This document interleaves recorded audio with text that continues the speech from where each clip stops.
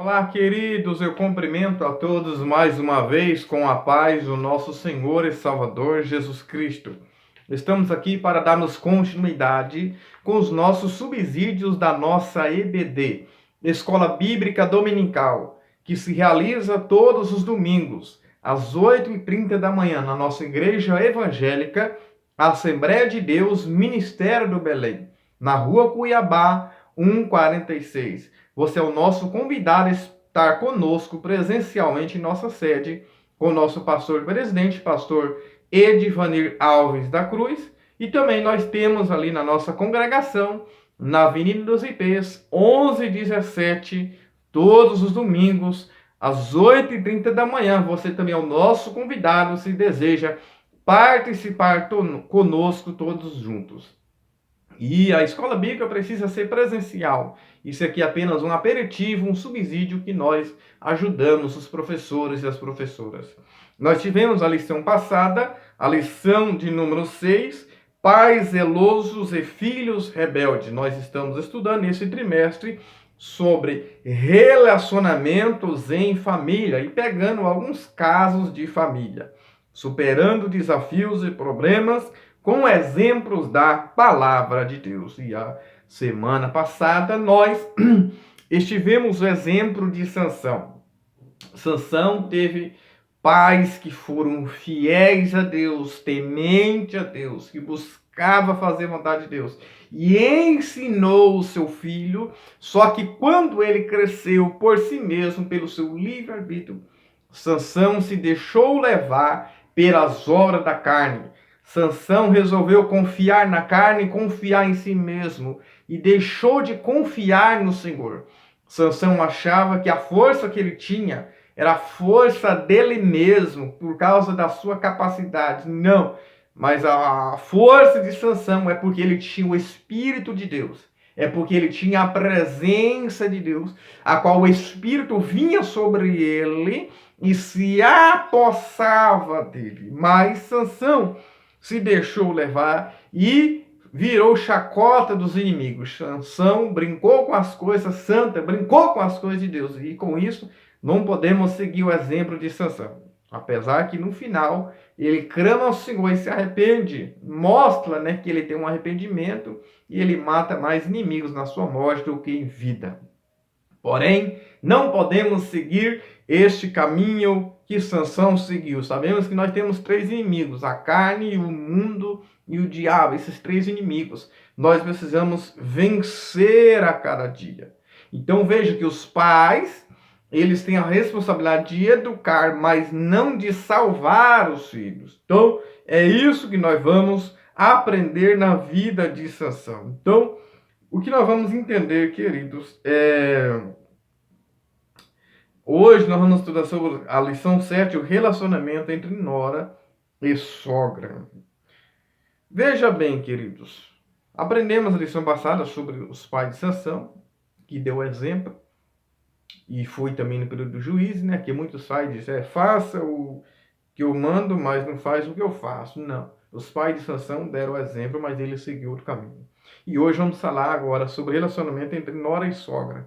Jesus, ele disse lá em Lucas, capítulo 12, versículo 53, que é um dos sinais do fim, eu vou ler para vocês entenderem, um dos sinais do fim que Jesus fala é exatamente isso. Lucas 12, 53. Estarão divididos pai contra o filho contra pai, mãe contra filha, filha contra mãe, nora contra sogra e sogra contra nora. Sogra contra sogra e nora contra sogra. Então, esse é um dos sinais do tempo do fim. Então, nós vamos aprender aqui como que nós vamos vencer, como que vamos triunfar sobre isso, que lições poderemos tirar sobre isso.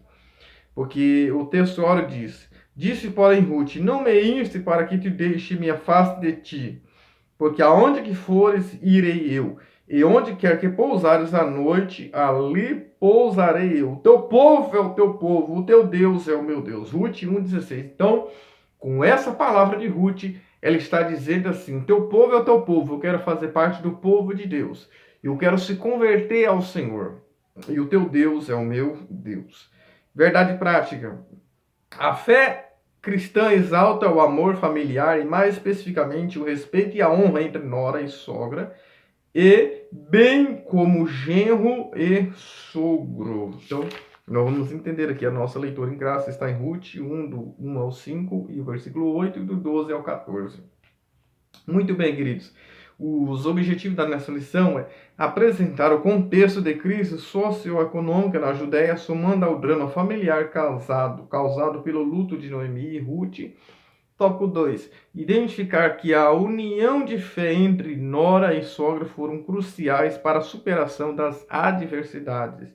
Tópico 3. Refletir sobre como, ao honrar sua sogra Ruth, gerou bons frutos para toda a família, repercutindo até mesmo na linhagem do Messias. E o tópico 4. Enfatizar as bênçãos de Deus a partir do relacionamento entre a nora e sogra.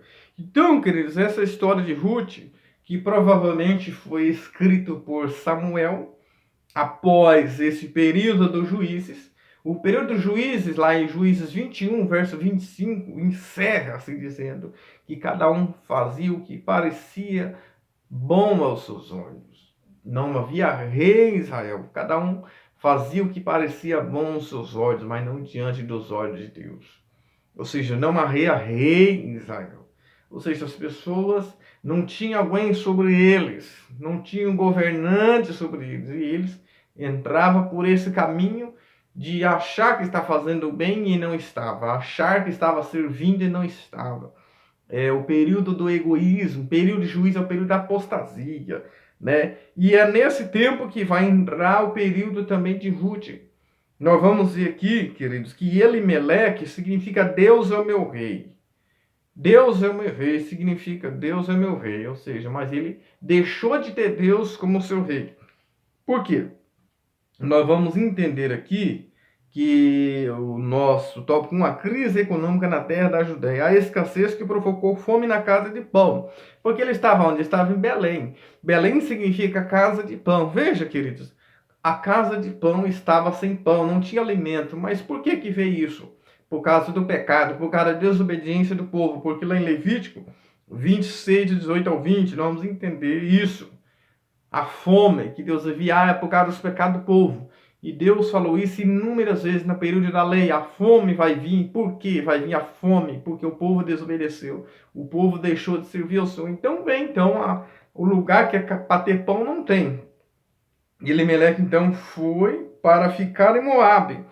Ele pega a sua família, ele pega ali Noemi, né? E os seus 2 filhos, Malom e Quilion, e vai para um lugar chamado Moabe.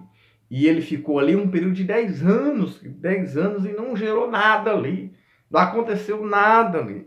Mas veja que Noemi, que foi para lá também, ela ficou fiel a Deus, ela ficou crente e ensinou os seus filhos também, não entraram pelo caminho da idolatria como eram os moabitas. Então veja, queridos, casa de pão, não tinha pão. Por quê? Porque o povo tinha pecado. Então veio a disciplina de Deus para aquele povo. Então veio uma crise econômica.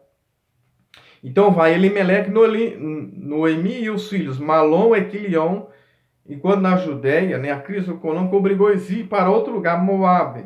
Deuteronômio 23:3 diz que todo moabita é excluído da assembleia, de estar no tabernáculo, no lugar santo do Senhor. Eles não poderiam entrar na assembleia do Senhor. Por quê? Porque naquele momento o Baal Peor lá induziu muitos jovens a se prostituir, fazer muitas coisas erradas diante do Senhor.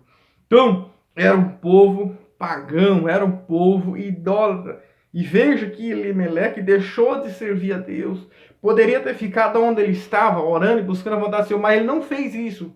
Ele não orou e não buscou a vontade do Senhor. E é isso que nós vamos aprender, queridos.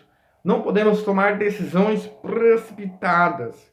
Veja que veio uma crise na família. E quando chegou lá,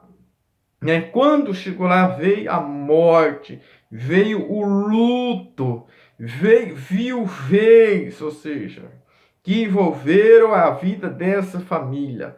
faleceu, né? Elimeleque faleceu, depois Noemi ficou viúva e com os seus 2 filhos, Malom e Quilion, e esses filhos eles vieram a casarem ali, né? Malom significa doença, que foi sua de Ruth, e Quilion significa definhamento, que foi sua de Orfa. Ruth significa amiga, amigável, companheira, e Orfa significa pescoço. Veja que quando chegou ali encontrou luto. Morreu Elimeleque e morreu os seus e morreu ali os seus 2 filhos, né? Falecendo ali os 2 filhos. Então ficou ali 3 viúvas: Noemi, Ruth e Orfa. Veja que sofrimento para essa família por causa de uma atitude de Elimeleque. Precisamos entender, queridas, que essa história nos mostra que precisamos ter bons relacionamentos. 3 viúvas passaria dificuldades, porque naquela época a lei ainda exigia, mas o povo não estava cumprindo a lei. De 3 em 3 anos deveria tirar. E quando fosse para a colheita, deveria deixar os restos ali para as viúvas, os pobres. Mas eles não estavam cumprindo a lei. E uma viúva naquela época não é como hoje, que eles falaram, passaria muita necessidade. E Noemi e Ruth superou tudo isso. Elas superaram tudo isso. O tópico 2 vai falar que superando as crises existenciais. Depois de 10 anos ali, Ruth soube, ou seja, Noemi soube que Belém tinha pão. E ela decide voltar. Só que ainda vamos perceber que Orfa, Noemi não interferiu na vida da nora, das suas noras. Falou, se vocês quiserem ficar aqui, fica. Eu não vou ter mais filho mesmo, por causa da minha idade, não vou poder te oferecer mais nada. Aqui nós aprendemos que a sogra não pode interferir na vida das noras. E uma vez sogra, até perante a lei, hoje ela é sogra o resto da vida.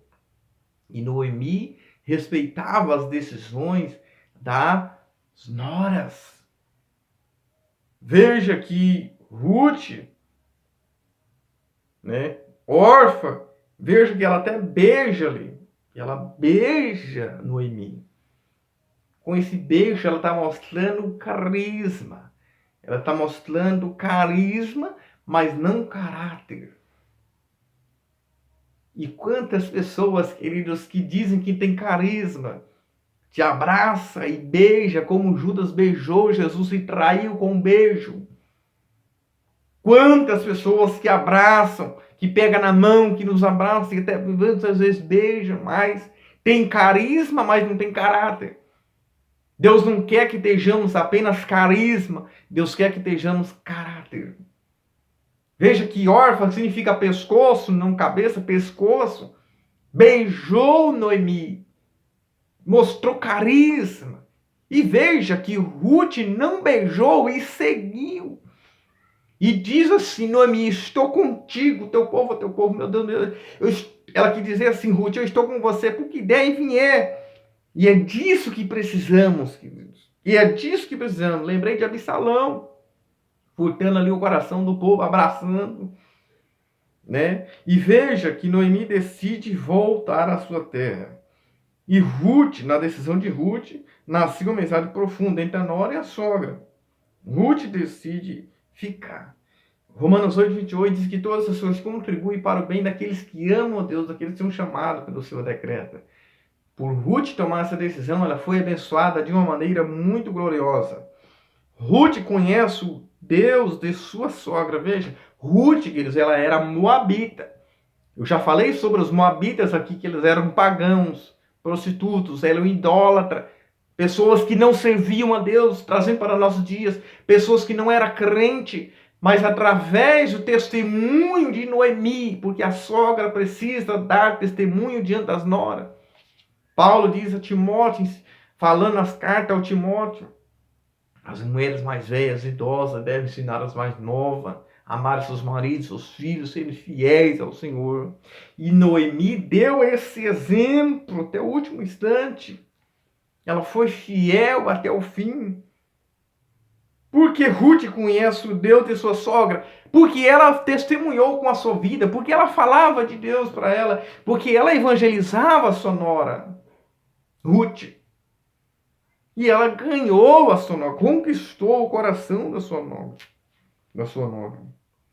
Veja que com todo o sofrimento e adversidade daquela família ali, Moabita, descobriu que o Deus de sua sogra era o Deus verdadeiro. Ruth se apegou a Noemi, por isso que Ruth significa amizade, companheira. Ela se apegou, criou laços familiares, porque sua sogra dava um bom exemplo, dava testemunho. E, através dessa união, trouxe muitas provisão para ela. O item 3 fala, unidas contra a crise, ou seja, elas se uniram na crise, querido. Muitas vezes encontramos um beco sem saída, crise econômica, crise social, crise material, crise emocional, até mesmo espiritual. Mas a igreja, nós precisamos estar unida, a família precisa estar unida.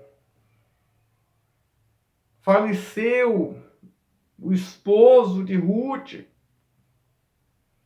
Malom, mas ela continuou fiel à sua sogra, honrando a sua sogra, né? Honrando a sua sogra. Se Deus é por nós, quem será contra nós? Mas se Deus é contra nós, quem será por nós? Veja que Ruth ficou ao lado da sua sogra, do lado de Deus, do lado do bem, né? Já imaginou como ficaria muito mais pesada a carga de Noemi e Ruth se elas não tivessem unidas? Já pensou se elas não tivessem unidas, o que elas iam fazer? Como que eles iam fazer? Então precisa-se dessa união. O Salmo 133 diz, ó, quão bom e quão suave é que os irmãos vivam em união. Veja que Ruth, apesar de tudo isso, Ruth ainda foi trabalhar, ela foi se esforçar, ela tinha uma perspectiva de vida. Ela não era uma coadjuvante, ela era uma protagonista. O coadjuvante não faz nada para acontecer, não se move, não se movimenta. O protagonista não. Ele supera a crise, ele é resiliente, ele é persistente, ele tem esperança, ele tem fé e também trabalha com as mãos, como Ruth fez. Quantas nora quer viver nas custas da sogra, querendo viver do salário da sogra e não se esforça para trabalhar? E nós vemos muito. Até mesmo morando dentro da casa, até mesmo comendo lá dentro, fazendo tudo. Tinha tenacidade para superar todas as dificuldades, ou seja, persistência. Pessoas que não desistem de um projeto ou de uma ideia. E Ruth foi trabalhar. E ela se esforçou no trabalho, e alguém viu o seu trabalho, né? Veja que elas foram leal, uma indo e a outra ficando, a fim de superar as crises juntas em Deus. Todas. Veja que Orfa voltou, mas Ruth decide ir. Tópico 3 fala fé e trabalho. Eu tenho pessoa que tem fé, mas ele não quer trabalhar. Quando Deus mandou o maná do céu, o povo tinha que moer ali, pisar em grãos. Ou seja, fé e trabalho. Depois de 10 anos ali, causou alvoroço, ela volta. Noemi diz, não quero te chamar, porque Noemi significa atraente, amigável, doce. Ela diz, não, me chama de Mara, porque é muito sofrimento que eu passei, é muita amargura, né? Que significa em hebraico Mara. Ela quis até isso, porque causou-se um grande alvoroço na sociedade, nas pessoas da cidade, que vendo elas voltando, porque voltar não é fácil, e é fácil. Muitas vezes quando volta sem nada. Ninguém quer voltar, o caminho da volta é difícil.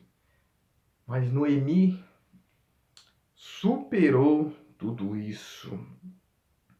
As coisas contribuíram para o bem daqueles que amam a Deus. Ruth se tornaria uma mulher de fé disposta a superar a crise e a subsistência, confiando inteiramente no Deus da sua sogra. Então agora, sogra e nora estão juntas vivendo pela fé, como diz a Bíblia, o justo viverá pela fé. Item 2, do tópico 3, recuperando a autoestima. Veja que Ruth mostrou que tinha amor, não apenas carisma. Mostrou que tinha confiança, amizade por sua sogra, né? Mostrou isso. Demonstrou carinho e amor também, porque estar junto com ela, porque deve no inverno e na primavera e no inverno. Porque há muitos que estão conosco na primavera, abandonam nós no inverno. Ela tinha uma perspicácia para suprir a necessidade de casa. Veja que ela levava as coisas para sua sogra, ela ajudava, estava junto, ajudava as pessoas. É muito importante que na família haja pessoas dispostas a animar outras pessoas. Item 3, a honra do trabalho no campo de Boaz. Então ela vai parar no campo de Boaz. E ali existia outro remidor, né? Ruth foi para esse campo, né, da cevada a fim de ajuntar as espigas que os segadores abandonavam. Prática permitida, né, perante a lei, aos pobres, né, perante a lei mosaica. Ela teve iniciativa e persistência e foi ali. Então nós vemos aí, ó, ela teve iniciativa, ela teve persistência. Nós vemos aqui, esteve determinada e disposta para alcançar o objetivo desejado mais adiante, ao descobrir a generosidade dessa estrangeira para com a sua sogra. Boaz ofereceu um campo, proteção, e se tornou provedor de Noemi e Ruth. Olha só, Boaz se tornou provedor, né? Provedor de Noemi e de Ruth. Então nós vemos aqui de 4, Ruth encontra o remidor da família, que era para ser outro. Ruth descobre que tinha um parente ali, né? Tinha um parente de Elimeleque, e por isso, segundo a lei, Boaz poderia redimir essa herança para quem ficasse dentro da família. Mas ele não quis, né? Depois havia outro, ele não quis, mas ele fez todo o procedimento a respeito da propriedade, conforme orientava a lei. Então, Boaz, então, né? Boaz se tornou um tipo de Cristo. Veja que ele comprou o campo. Boaz significa força. Boaz significa força. Parente de Noemi, que era um parente de Elimeleque. Significa força. Boaz redime Ruth, a Moabita. Então, veja que Boaz se dispôs a casar-se com Ruth. Olha só que história linda. Casar-se com Ruth, aquela Moabita, tá? Que era para ser outro, né? Que era para ser outro. Ele se dispôs a casar, convencendo os anciões do antigo e o antigo dono, né? E fizeram assim, mas que isso, Boaz? Boaz redimiria a Ruth. Ele fez muito mais do que isso, tá? Além dele se dispôs a casar, ele se dispôs a redimir o resgate da viúva. Foi assim que Ruth, a Moabita, entrou para a genealogia de Jesus Cristo após se casar com Boaz. Veja, Boaz se dispôs a pagar o preço. Assim como Cristo nos comprou e se dispôs a pagar o preço pelo meio do seu resgate, para nos casar com Ele, para nos casar com Cristo Jesus. Boaz, já disse, significa força, e Obed significa adorador. Obed, então, entra na família, porque Obed veio de Boaz, foi o pai de Jessé, e Jessé foi o pai de Davi, que veio da genealogia de Jesus Cristo, que veio da linhagem de Davi, o Messias Jesus Cristo. Então, aprendemos aqui, noras e sogros, o relacionamento entre nós e sogros tem muito a ver com o equilíbrio do relacionamento familiar. Assim como genro e sogros também, precisamos ter bom relacionamento. Precisamos ter o fruto do Espírito. Não basta nós termos carisma, precisamos ter caráter. Elimeleque, 10 anos, nada, né? Nada. Fora do propósito não gera nada. Nada gera. Nada gera. Tudo que formos fazer tem que ser para a glória de Deus. Precisamos estar a cada dia unidos, né? A família precisa estar unida para superar junto todas as crises, todas as adversidades. Assim como houve um bom relacionamento entre nora e sogra, Noemi e Ruth, do contrário do que aconteceu com Orfa, que foi uma escolha dela. Precisamos ter bom relacionamento, tanto nora com sogra, tanto genro com sogro, para que todas as famílias vençam juntos e sejam unidas para superar as crises. Amém? Que o Eterno continue te abençoando. Compartilhe, deixe o seu like, o seu comentário. E que outras vidas venham a ser alcançadas pelo poder da palavra do Senhor.